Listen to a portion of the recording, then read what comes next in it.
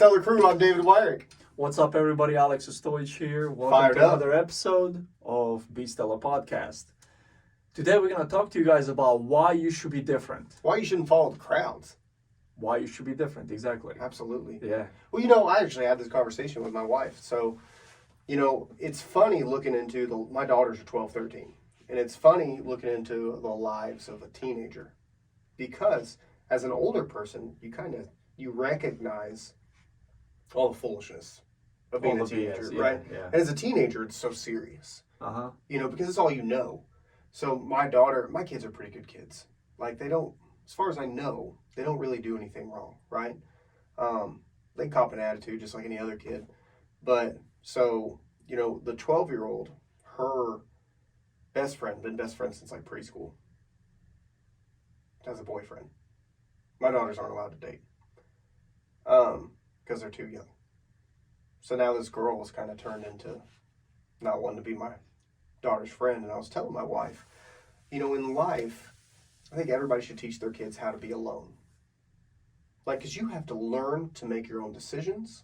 You have to learn to self-encourage. You have to learn to be alone. Because what I see so much in crowds of people is especially in today's, if you're not getting likes, if you're not getting followers, if you don't have a group of friends, then you don't know who you are. Does that make sense? Yeah, because people identify themselves with the people they hang out with. The things That's exactly what society teaches. Mm-hmm. But think about it this way. If the whole society and the whole crowd follows it, how to be different, do completely opposite of that. Right. Walk the other way. Walk the other way, 100%. But you're going to be better off. Because, these successful people that you see, they own these, Target and JCPenney. Shaq owns JCPenney, right? I didn't know. I know he knows a lot of stuff. Yeah. So Shaq owns JCPenney. So Shaq, right? Look who he is. Mm-hmm. All-star basketball player, right? Got his name out there, right? Made a bunch of money. And instead of doing what other sports people do, it's like 75% of the professional athletes are broke a couple of years after they stop playing. Mm-hmm. So what did Shaq do? He did not follow the crowd. He didn't go buy Bentleys and Rolls Royces and gold watches and all that crap. He took all of his money and reinvested it into business. Got some classes, learned, you know what I mean? And invested in himself. And what does he do now? He owns crap ton of stuff. So much stuff. He's gonna be a billionaire soon. That his first $1 million that he made, he spent it. Yeah, and he probably learned off of it. He did. He bought his mom a car, his dad a car. Mercedes. I heard that car. So go do that. That'll teach you a lesson real fast. Yeah. Because his CPA or his tax person called him and was like, "Hey, you just spent money you don't have." He's like, "What? I just made money." He's like, "No, you just spent money you don't have." Yeah, because if he signed the contract. Yeah. Of course, Shaq was a phenom, so literally probably one of the best NBA players of all times. Yeah, of all time. He was just unstoppable. And he didn't even try that hard, according to Kobe. According to Kobe, says that Kobe told him said that if he would actually put the work in, that he'd be the greatest. The greatest of all times. Yeah. Kobe's work ethic was insane, though. That's one person that was different was Kobe. Yeah. There's a story of another basketball player that they were traveling, doing something, whatever, and he's like, "I'm gonna get up and I'm gonna go work out." And he said he got there 5 in the morning, and Kobe had already been there 2 hours. Yeah. And he said he worked out, practiced for 8 hours, and when he left, Kobe was still there, practicing. Being different. That's different. And if that that's But guess what? Even in the NBA, when Kobe was doing that, I guarantee all the other NBA players were thinking that he was crazy. Yeah. No, it's 100%. That's when he played Michael Jordan. And Michael Jordan told him, basically said, you're good, but you'll never fill my shoes. If you listen to all the other basketball players, they said Kobe didn't talk for 2 weeks. Didn't say a thing to anybody. Because that's all he was thinking about was, I'm going to Took it very personal. I'm going to fill your shoes. And so, and that's the thing is to be different, you have to be willing to put in the work when nobody wants to put in the work. To do the things that nobody else is willing to do. To get to where you want to be. And that's the problem with society now is we get on jobs and we go to do stuff and we're only willing to go this far. I've had guys that have come and root for me and I'm like, I can pay you $17 an hour. This is years ago. And they're like, well, I'm going to work $17 an hour. And I'm like, well, then I'll pay you 15. Like, I'm not going to pay you more because you threatened to only work as hard as this. Like, Yeah, if you yeah, want to yeah. make more, show me that you're worth more. Exactly, And exactly. that's what we've lost. We've lost, well, if you got to pay me $15 an hour, come flip hamburgers. Well, that's what happens with entitled generations. Yeah. People that are full of entitlement. They've never done anything. They've never tried anything. They've never experienced anything. Think about it. Like average person in America today, we don't have any experience in anything. We're pampered. We're out, dude. The way my wife treats my kids just drives me crazy. Like we get in the car, kids are like, "Mommy, it's hot." She's like, "Oh, hold on, roll down the windows, turn up the AC." I'm like, "It's okay to be hot. It's okay to be cold. It's okay to experience uncomfort. To suffer. It's okay to fall and hurt your knee. That's all good. Like, it's good to hurt yourself to feel a little bit of pain. It's good, not on purpose, obviously, but like, that's how you test limits. That's how your body tells you, that's like, how you're you pushing your challenge limits. yourself. It's a challenge thing, right? Yeah. But nobody's doing it. Yeah. Nobody's doing it, man. Everybody, you know what? Like, going to playgrounds, you know, take the kids to the park or whatever. They have these like soft, cushiony, like little floors Bro, we and had stuff. like gravel back in the day. Bro, like, dude, you know, or like get a little scrape on there. My wife's like, "Oh, hydrogen peroxide, wash it." I'm like, dude, when I was a kid, I literally I fell off a bike, scraped my knees, elbows. Like, I hit the asphalt like full speed on one of my bikes. I actually still have a rock stuck in my hand right here from when I fell when I was 12. Yeah. Right? And guess what? I walked right over into the dirt. It was all bleeding. I took some dirt, put it all over my wounds, right? Boom, moved on, dude. That was it. Scuffed up in like 2 hours. It was all scuffed. It was little, tense, right? Yeah. Whatever. A week later, I was good to go. You know what I'm saying? Yeah. They don't do that no more. Oh, let's go to the ER. Let's put these Band-Aids on it. Let's be different. If you want different results, do something different or what everybody else is doing. If something needs to change it. 100%. Change it. Be the different one that doesn't sit there and just complain about your life. Be the one that says, okay, this is difficult. How do I change this? I'm in this situation. How do I get out of it? You know why I went to the Marines? Because it was hard. Because it was the hardest. Like, I just researched at that time. I didn't know. There's like SEALs. There's it was like Marine Corps. Like, I did my research real quick, right? I always heard about U.S. Marines, Army, Navy, everybody, right? When I was 19, I wanted to join the Army, so I knew a little bit about the Army. I talked to the recruiter, but when I decided to go join in, I was just like, the hardest training in the U.S. military. I wanted to be different. I was undisciplined. I was fat.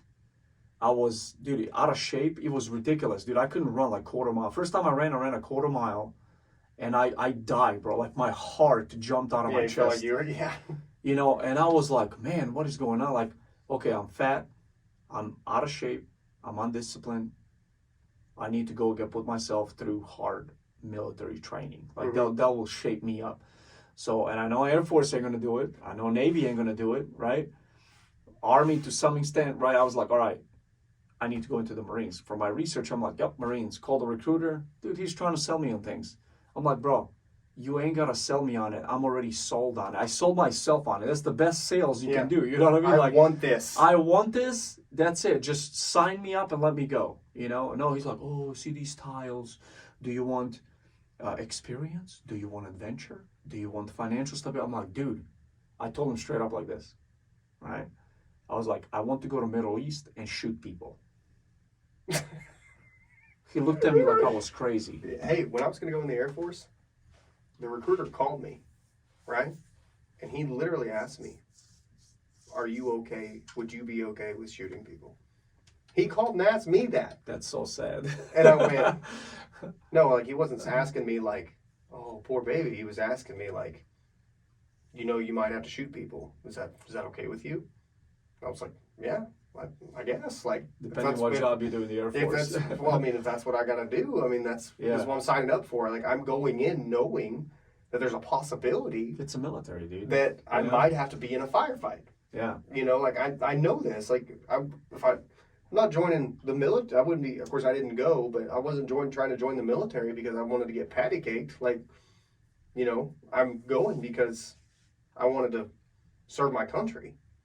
Of course, I didn't end up going because my daughter was born right at the time I was supposed to leave, and it was like a choice of like, and dude, I love my kids. I just couldn't go. No, I get it, man. I regret it. You know, there's times I don't regret spending time with my kids. I regret not going for other reasons. You know, because like I was 21, and I'd be in for like 15 years right now. That'd be at 15 years. Yeah, you if I would have stayed in it, you probably wouldn't make it. It'd go against everything you fucking believe in. Yeah, well, I mean, that's what military is today. It's what they're doing right now is they're phasing out all the guys and girls that have balls. All the people that have balls. Doesn't the Navy have like a drag show now? I don't fucking know what they do, man. I don't know what they I think have. they do. I think they have a drag show. Yeah, I'm freaking over it, dude. Like, I'm so glad I'm out. I would not go in right now if they dropped multi-million-dollar contracts on top of me. Yeah. I wouldn't go in. There's That's no crazy. money in the world that would make me go. For something that I loved so much, and you can ask all the Marines that know me, that I served with. Dude, I used to love the Marine Corps. Not like it. I used to love it. Yeah. Like, I would die for it, and I would be happy dying for it, you know? And now I fucking hate it. Yeah. And the only difference is a 10-year time span. Yeah. That's it. Actually, Just from 14 years. just from the policy changes and stuff. 13 and a half You know, years. and that's part It's of like what we've done, and when I've actually dug into things of what we actually do in the world, it's fucking disgusting. Yeah. Because like it was done to me. That's why I'm in America as an immigrant in the first place. From right? Serbia, yeah. Yeah, U.S., Clinton's administration, bombs and all that stuff did ruin and destroy my country, right? But I got over it. You know, I'm like, whatever, I'm in the States now, and blah, blah, blah. And then now I see like all these conflicts that we're starting. We're the poison of the world. We are the fucking poison of the... We don't spread freedom. We don't spread democracy. Well, because... We're the poison of the world. The more wars, the more money we make as a country. That's it's it. all money. Money drives everything. It's all about the money, yeah. It's all about the money. Yeah, you know, we're talking about the debt ceiling and all that stuff. It's all about the money. Yeah, but we're so dumb to not realize and see this. We're dumb. We're the dumb ones, dude. Yeah. Like, honestly, like, our public education system has failed us so much that we're actually dumb. Yeah. Well, it's because we don't actually teach things that matter in life. You know, they're like, hey, let's teach you trigonometry. Bro, I've never used trigonometry in my life. I didn't even take it in school. Why? I'm not going to go be a scientist. You know what I mean? That's what you said. I like that about other countries is they're like, you're going to be this is your trade. We're going to train you how to do this trade. You know what I mean? That's what they should do. They should teach you how to do taxes. They should teach you how to balance a checkbook. They should teach you how to buy a house. That's what they should teach you. Or, you know, that stuff. Buy a car. How loan options work. How all that stuff works. Yeah, not like, hey, let's do some calculus, guys. Nobody cares about Yeah, this. I'm not a mathematician. Yeah. Like, if I want to be But see, also be different. Like, if you're learning things that, you know, that's why we're homeschooling our kids. I don't want my kids filled with general knowledge. Yeah. Their heads filled with general knowledge. I want them to learn specialized knowledge. They said that they learn more selling T-shirts with me than they learn sitting in a classroom for a whole year. Yeah. Well, you know, and 100%. they're at the age where they can actually learn too, because I think from it's like age 2 to like 15, your brain is like in development mode. Yeah. Like where you can just learn things just really easily. Yeah, you absorb it like a sponge. You know, like Yeah. I know, gosh, I'll be 36 this year. You're 37, right? It's hard to learn things now. Like, and not hard, but it's definitely harder than it was when I was a kid. Well, you got a lot of your focus is on multiple different things. Yeah, I'm also you know not sitting in a classroom for an hour and a half either. So. But that's actually a wrong way to, like, everything that I've read over the past few years, man, when I got into entrepreneurship, when I started my business, I really wanted to learn, like, what it is that drives some people to, you know, why some people get in trouble, what drives some people to be successful and some to be bums, not care, you know. And I've read, you know, a few things over the years, and it's our school system's messed up. Everything comes down to school system. You're gonna take, like, my son, bro, he would not do well in school. Right. Dude, that kid cannot focus. And what would they do? Pump him up with ADHD medication. They'll pump him with all this crap. I refuse to give that to my child. Yeah. That is a child abuse. If you pump your kid with ADHD medication, it's a child abuse. Right. 100%. Especially little boys, bro. Dude, testosterone, you're like, you know what I mean? Like, you're just full of energy, you're this, you're that. They want you to sit in one classroom for 8 hours. That's a punishment. Yeah. That's torture. That was torture for me, dude. I hated school with passion. When I reached my 30s, then when I got my bachelor's degree. Now I took a pause for my master's for now because I'm just busy with businesses, but I'm gonna continue and finish it up at one point, right? But now I actually enjoy it. Yeah. I enjoy school. It's a different type of learning. Yeah. You know? Well, and you're also not sitting in a classroom, you're at your house. You know what I mean? Yeah, like, yeah. You know, it's just, I don't know. Like, I had a problem in school because, like, I learned everything so quickly. And I think that's a problem. It's not that a problem I have a problem learning now. It's just when I was younger, I learned everything, and you could just tell me, and I just knew it. I just remembered it. And that was bad. Like, I'm saying that was bad. Like, people who wish that, like, oh, I wish I could, but no, you don't. Because I never learned how to study. I didn't have to. Yeah. No, seriously. I hate studying. No, but I didn't know how. Yeah. Because in school, it was like, okay, we're going to do a test on this chapter. Oh, let me get there 5 minutes before class starts. Open the chapter. Skim. Okay. Fill out the test and be done in 5 minutes, 10 minutes. Just do. Because I just remembered. Just recalled it. And handed in my test. Got an A. Wow. Interesting. Yeah.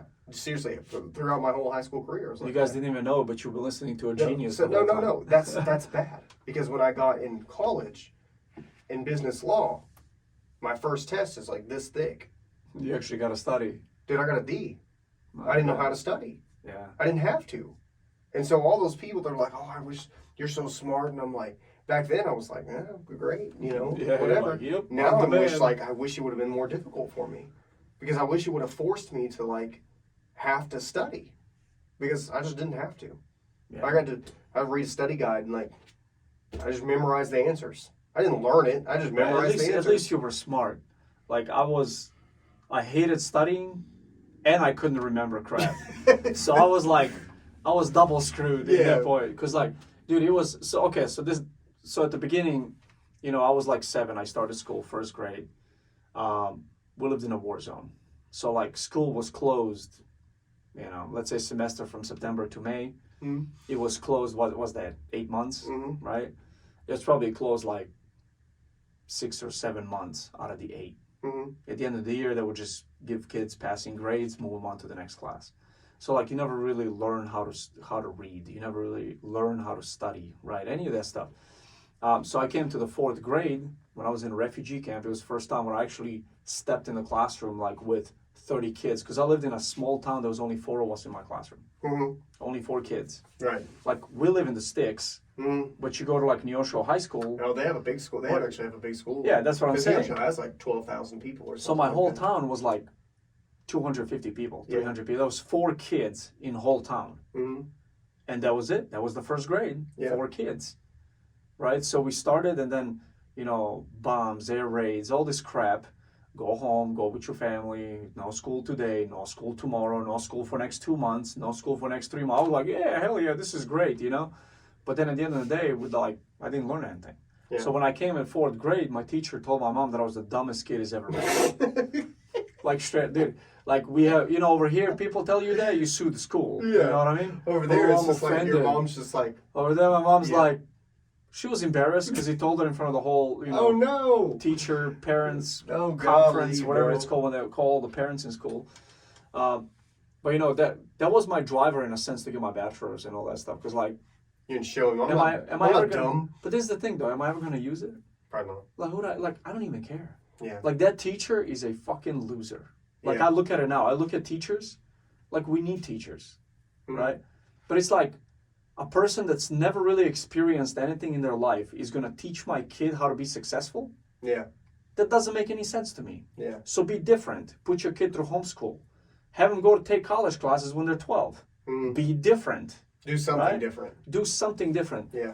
Start a business. Teach your kids how to run a business at young age. Yeah. Be different. Mm-hmm. Teach them a work ethic. Right. Everybody wants to go to one school. Go to another school. Yeah. Just to teach them a work ethic. I think a work ethic is what... we lack nowadays. They just don't know how to work. Well, because kids don't have to. Dude, I remember when I came to the States 22 years ago now. Like, I remember some of the people, like, kids pushing mowers Mhm. around, cutting people's grass for like $10, $15, whatever, $5. I used to do that. Where, like you don't see that no more. Mhm. You don't see that no more. It's like, That's why they get put on national news. Kid mows lawn. It's like, they still exist. oh, great. It's a miracle. Yeah, that's awesome. Yeah, that's Be great. different. That's part of being stellar. Learn to be different. Do different things. If you see society, if you see your family doing something, they work a job their whole life, and when at the end of it, they're still struggling. Broke. Be different. Do something different. Do something for yourself. Don't let society tell you you can't. Don't let your family tell you you can't. Don't let your friends tell you you can't, because you can. You just have to make the choice to be different. I'm gonna suffer. I'm gonna persevere. I'm gonna be consistent. I'm gonna be diligent. I'm going to make this happen. Regardless of the circumstances, we're going to push through and we're going to do it. That's being stellar. 100%. Now check this out. When you decide to do something, Yeah. you're going to get these people that are going to come around and tell you, oh, you're crazy, or what are you trying to do? You're Oh, you think crazy you're going to be till it works. famous. Oh, you think you're going to have a badass podcast. Oh, you think you're going to be a successful businessman. Just do one thing that 95% of people don't do. Mm-hmm. Okay, is think about who he's coming from. Mm-hmm. So like, Mom and I love E.T., Eric Thomas, Mhm. right? He says that when he wanted to go do a YouTube channel, like for motivational speaking, his mom's like, does YouTube have insurance? Mm-hmm. Right? So what did he tell her? He's like, Mom, I love you. I respect you. You did a lot to make us, to push us to this point. But you're not a millionaire. You can't teach me how to be a millionaire. Mm-hmm. So I'm going to go do this. And now look at him, one of the most famous Yeah. motivational speaker in the world, in Mhm. the country, in the world, right? So when you decide to do something, it might be different than what everybody else is doing. Yeah. Stick to it, and don't let other people's negativity kill your motivation. Right. Kill your inspiration. Mm-hmm. Right? Kill the road that will take you to success. Yeah. Don't let people do that to you. Dude, I post a TikTok video, I get like 20 negative comments on it. Mm-hmm. And that's because I see what works, what doesn't, right? Mm-hmm. I put something that people, let's say, don't like, little controversial, they glue like 100 comments on it. You put something motivational on there, nobody comments, nobody cares. Yeah. Well, people So- like dirty laundry. They do. So to be the different guys, just go out there, trust in yourself, believe in yourself, do completely different than what everybody else is doing. Be the top 5%. Absolutely. Very, very simple. Don't forget to be stellar. Short episode today, guys. We love you. We'll talk to you guys next week. This episode is sponsored by Black Eagle Apparel. Go to blackeagleapparel.us and get you some patriotic t-shirts. Absolutely. Love you Catch guys. us on all podcast platforms. Yep. Yeah. And YouTube. Be stellar. Later.